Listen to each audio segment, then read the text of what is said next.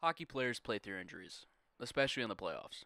It's not a secret, and it's actually pretty well publicized throughout almost every playoff season.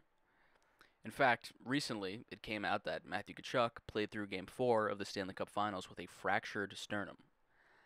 Yeah, not many details are known about the injury, but we do know that it was severe enough that it kept him out of Game 5. He even went as far as to say that getting him dressed and on the ice was a team effort because he, quote, couldn't even put his own shirt on. So far, we haven't heard that there is any lasting damage, but things like this beg the question. Does the NHL need a culture shift when it comes to how players approach their own health? Firstly, hockey players, to my knowledge, in general, play through more injuries than any other professional sports league in the world.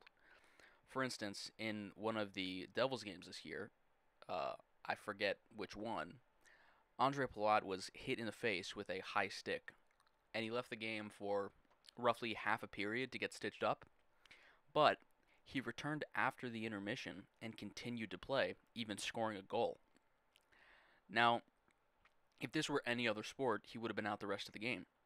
For instance, if a pitcher in the MLB starts to have a strange twitch in the arm mid game, they're pulled immediately from the field and evaluated by the medical staff, who in the MLB usually err on the side of making a complete recovery before returning.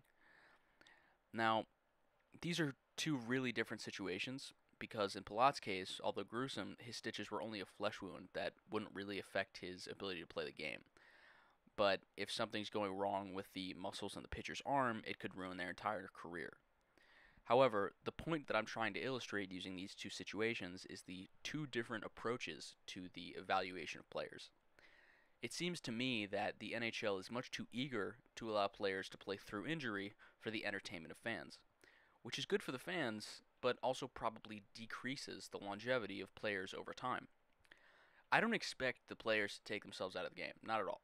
In fact, I expect the players to continue to want to play through injuries because honestly, if you love the game, you'd want to do it. But the changes I think should be made are to the medical staff on NHL teams and how they react to situations like this. I don't think they always need to err on the side of caution like the MLB, but I think finding a healthy middle ground between the two situations is good for the players and fans alike. Because players can remain healthy for longer, and fans get to see their favorites have longer and more fulfilling careers. But yeah, that's about all I have to say about this.